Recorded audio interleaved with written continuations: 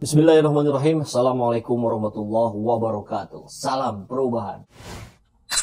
Sahabat semua, satu lagi pembela Ferdinand Huta Hayan, Gus Yakut, Menteri Agama kita. Padahal yang Ferdinand Huta Hayan lakukan selama ini adalah cacian, makian terhadap umat Islam. Meski dia mengaku katanya mu'alaf dari tahun 2017. Tapi Ibu Lili Wahid, adik Gus Dur yang memang menyaksikan proses mu'alafnya Ferdinand, itu juga kecewa. Dia semakin ngaco kan. Nih, saya cuplik kalimatnya Gus Yakut ya. Saya mengajak masyarakat untuk tidak buru-buru menghakimi Ferdinand. Kita tidak tahu apa niat sebenarnya Ferdinand memposting tentang Allahmu ternyata lemah itu, kata Yakut. Kita tidak akan menghakimi dengan cepat kalau kita tidak tahu, kita tidak melihat runutan dari tweetan Ferdinand Huta Hayan selama ini. Kan kita bisa lihat dari track record. Dia hantam semua ulama-ulama Islam. Dia hantam para habaib. Kemudian ketika bicara seperti ini, jangan langsung dihakimi. Tapi kan rakyat juga punya logika. Dan itu logika yang sangat sederhana. Janganlah Gus Yakut kalau yang begini-begini kemudian bilang ini butuh bimbingan. Bagian ulama yang keras sedikit dibilang radikal harus tegas, tangkap. Ya ini kan jadinya 11-12 seperti Husin Shihab. Ya kan? Kalau Gus Yakut bilang dia harus dibina, ya nanti memang dia akan dibina di penjara. Sahabat semua, di Delik News kita dapatkan kabar yang cukup mengejutkan. Kita simak ya. BPK minta Yakut agar Kemenak pertanggungjawabkan dana bantuan 7,7 miliar rupiah. Itu sih angka yang nggak sedikit ya. Kenapa Kemenak harus bertanggung jawab atas hal ini? Kita simak beritanya. BPK menemukan Kementerian Agama menyalurkan bantuan operasional pendidikan atau BOP kepada lembaga tidak aktif. Lembaga yang pernah ada tapi sudah tidak aktif lagi. Atau dari awal memang sengaja dibuat untuk meraup dana-dana semacam ini. Bisa jadi kan? Dan BOP ganda tahun 2020 sebesar 7.785 juta rupiah. Ganda, ini 2 kali dapatnya. Di mana aja nih? Kita lihat ya, ada di mana aja nih lembaga-lembaga siluman seperti ini. BPK merekomendasikan Menteri Agama agar menginstruksikan kepada Dirjen Pendis supaya mempertanggungjawabkan penyaluran BOP ganda dan penyaluran BOP kepada lembaga yang tidak aktif tersebut dari para penerima bantuan dan menyetorkannya kembali ke kas negara. BPK merinci bahwa penerima BOP pesantren dan pendidikan keagamaan Islam dengan status tidak aktif di Provinsi Jawa Tengah sebanyak 91 lembaga senilai 2.335 juta. Kok sampai hampir 100 itu? Bisa-bisanya tidak terdeteksi. Manajemennya macam apa ini? Kemudian penerima BOP pesantren dan pendidikan keagamaan Islam serta bantuan pembelajaran daring BPD pesantren dengan status tidak aktif atau lembaga sudah tutup tidak memiliki santri di Provinsi Jawa Timur sebanyak 13 lembaga senilai 225 juta rupiah. Santrinya nggak ada, duitnya dapat. Yang lucunya nggak ditolak pula. Kan harusnya kalau merasa ya tinggal bilang kita sudah tidak ada santri, kita tolak. Mungkin lembaganya sudah menolak, tapi dinasnya yang kekeh harus memberikan itu.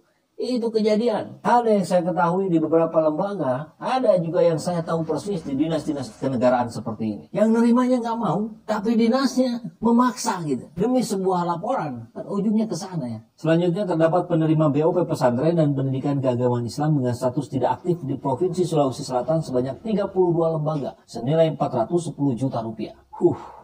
Tidak hanya itu, Kemenak RI juga memberikan BOP pesantren dan pendidikan keagamaan Islam lebih dari 1 kali di sejumlah provinsi. Apabila dihitung dengan pemberian bantuan kepada lembaga tidak aktif mencapai 7,7 miliar. Dan biasa, atas informasi ini kemudian tim redaksi mencoba beberapa kali menelpon ke kantor Kemenak. Telepon tersambung namun tidak ada petugas yang merespon. Ya apalagi yang dibawa-bawa, mereka pasti tahunya teknis saja, disuruh melakukan ini lakukan. Kan persoalannya ada di pengambil kebijakan. Yang bertanggung jawab dia jelas Menteri Agama. Apakah Menteri Agama tidak melakukan pengamatan terhadap hal itu? Atau itu kemudian dilimpahkan tanggung jawabnya kepada Dirjen? Kemudian nanti cuci tangan. Deliknews.com juga memberikan surat konfirmasi kepada Menteri Agama RI via email pada 20 Januari kemarin. Namun belum ditanggapi hingga ditayangkannya berita itu. Ya, Menak Yakut berkali-kali membuat persoalan di publik. Dengan kalimat-kalimatnya yang terkesan sering membela kepentingan non-muslim, tapi kepada umat muslim sendiri justru terasa diasingkan.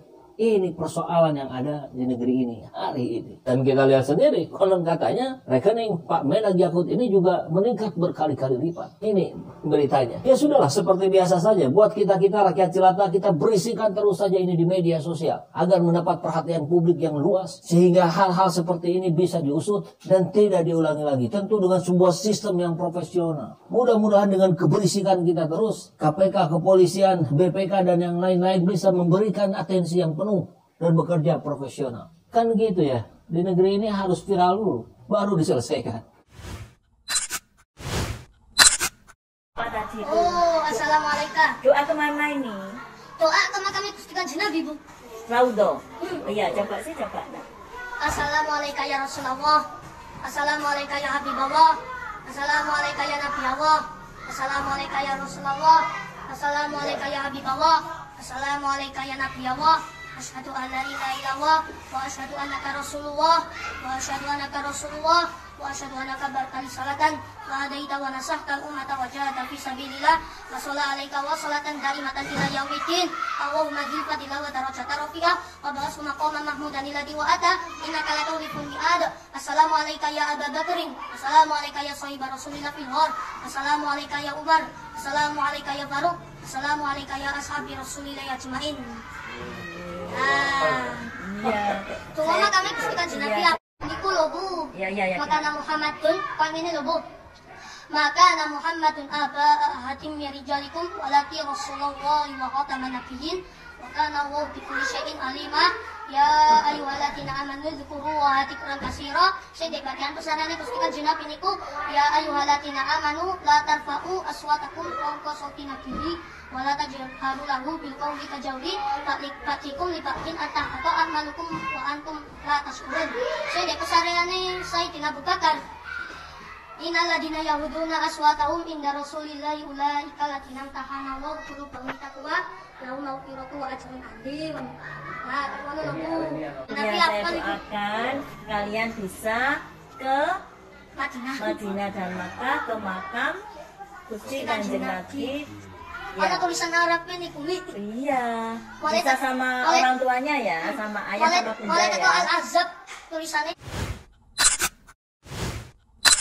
Alhamdulillahirrahmanirrahim. Saat ini banyak sekali sahabat-sahabat dari Saiful Zaman Channel yang menjadi patron dari kegiatan ini, yang mendukung, yang mensupport dengan berbagai cara. Luar biasa, via WhatsApp, via grup, via media sosial lainnya. Bahkan tidak sedikit yang kemudian mendonasikan uangnya untuk perjuangan kami di medan dakwah ini. Ya jelas hal ini sangat membantu keberlangsungan channel ini karena kebutuhan pun kemudian bertambah. Tidak bisa lagi ini dikerjakan oleh 1-2 orang. Kita harus merekrut lebih banyak orang. Dan itu jelas membutuhkan dana yang tidak kecil. Oleh karena itu buat sahabat-sahabat semua yang terus mendukung kami, doakan juga kami untuk mampu istiqomah, untuk mampu terus menyuarakan dan menggemakan suara hati rakyat. Dan seperti biasa, bagi yang ingin membersamai kami dengan membantu operasional channel ini, sahabat bisa mendonasikannya ke nomor rekening yang ada di bawah sini.